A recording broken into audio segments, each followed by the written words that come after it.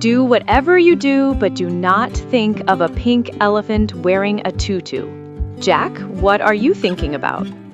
I am trying so hard not to think about the elephant, but now he's dancing. He's doing ballet. Exactly. The more you try not to be lazy, the lazier you become. The more you try not to eat the cookie, the more you want the cookie.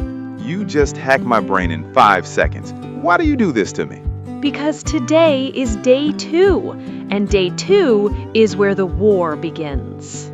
The war against the elephant? The war against your own brain. Welcome to day 2 of the 7-day challenge. Today, we are not talking about trying harder. Trying harder fails. Today, we are talking about hacking your environment. If day 1 was the start, day 2 is the secret shortcut. I am going to teach you the 20-second rule. It is a psychological trick that makes studying English easier than watching Netflix. Easier than Netflix? That is a bold claim, Helen.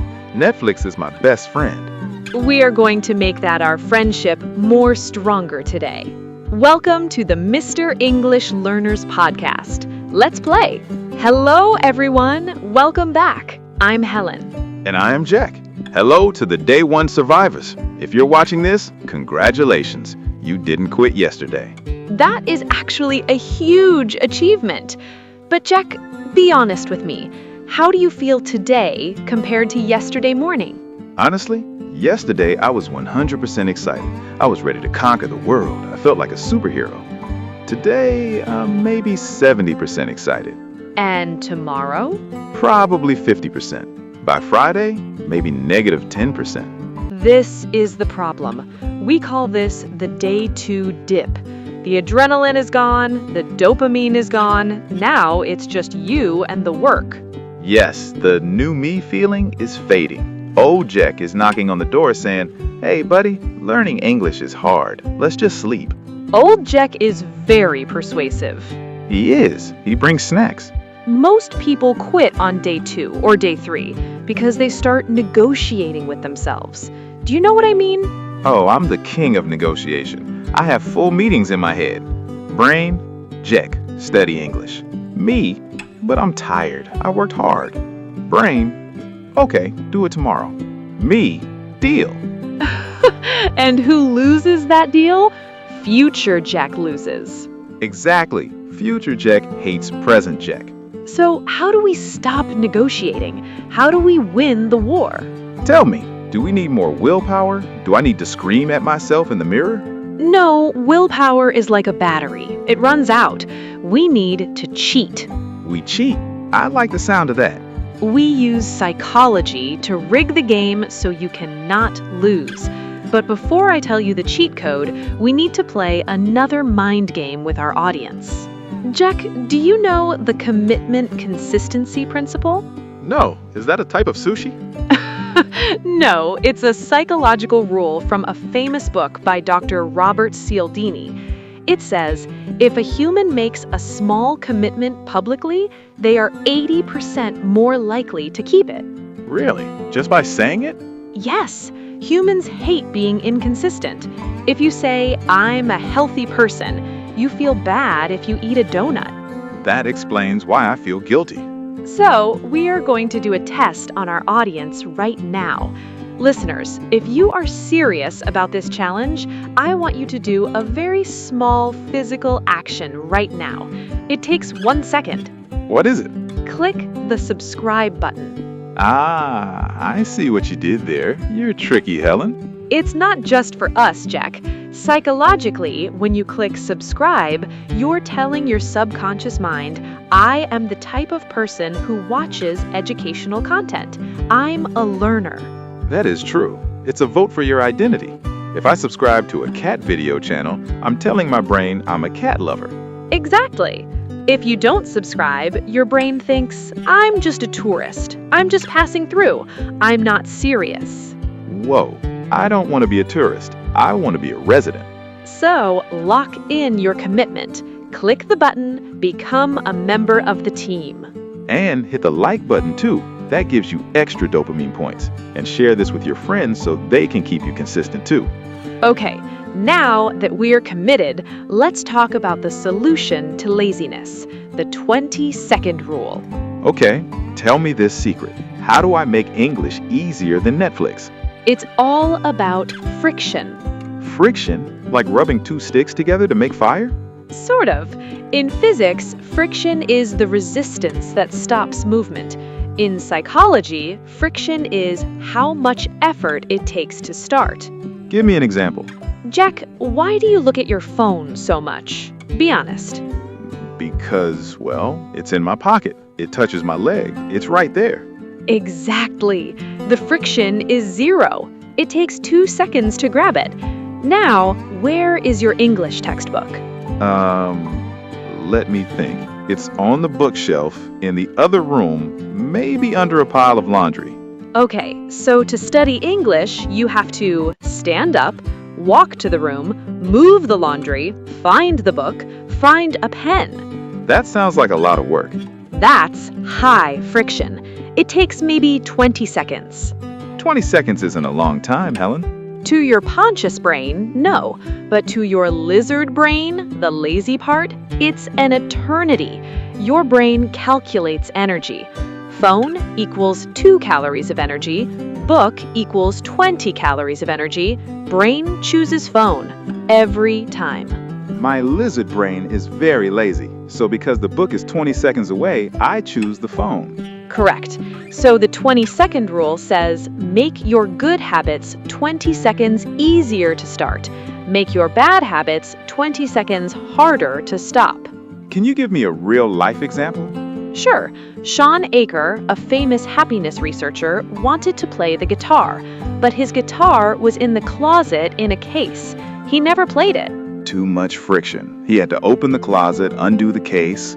So he bought a stand and put the guitar in the middle of his living room. No case. So he could just grab it instantly. Yes, he played every day. He reduced the friction. Okay, I want to apply this to my day 2. Let's do a brainstorm. How do I lower the friction for English? Hack number 1, the pillow method. Put your English book on your pillow in the morning. On my pillow? Yes. When you go to bed at night, you cannot sleep until you touch the book.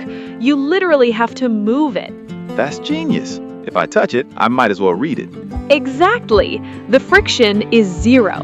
Hack number 2, the browser bookmark. On my computer, my home page is YouTube. That's bad, right? That's terrible. You open Chrome and boom, cat videos. So I should change my home page to an English news site? Yes, or the Mr. English Learners.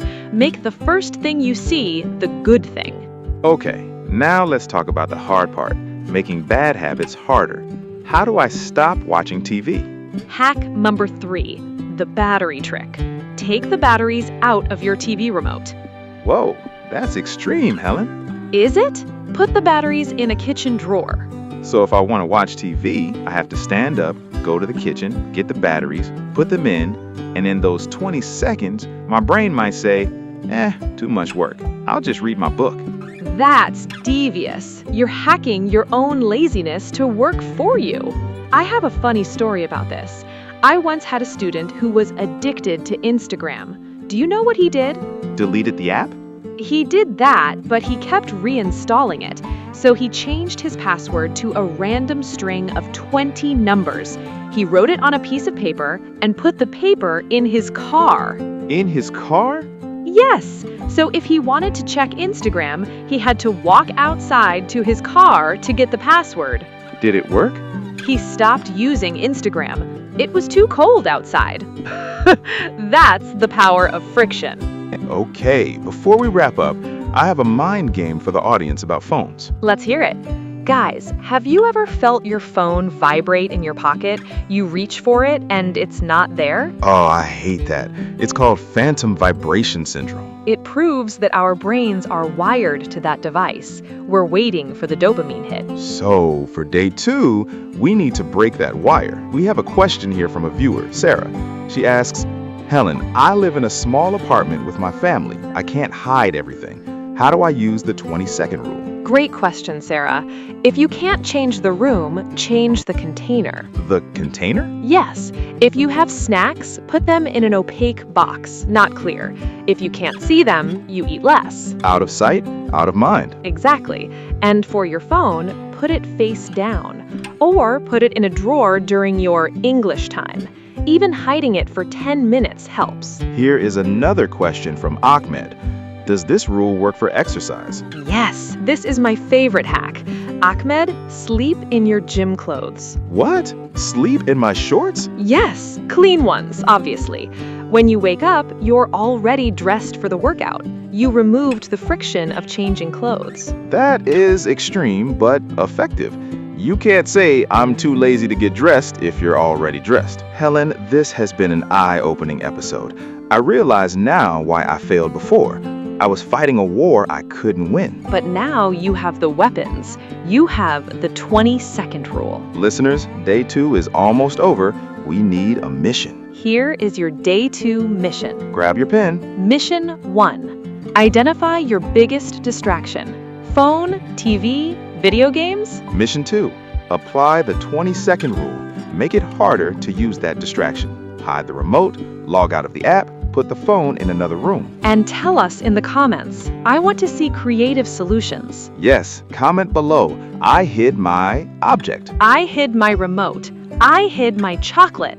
I hid my brother. Wait, don't hide your brother. Please don't hide your family. Mission 3. Do your day 1 habits again. 5 minutes listening, 1 sentence writing. Remember the 2-day rule from yesterday?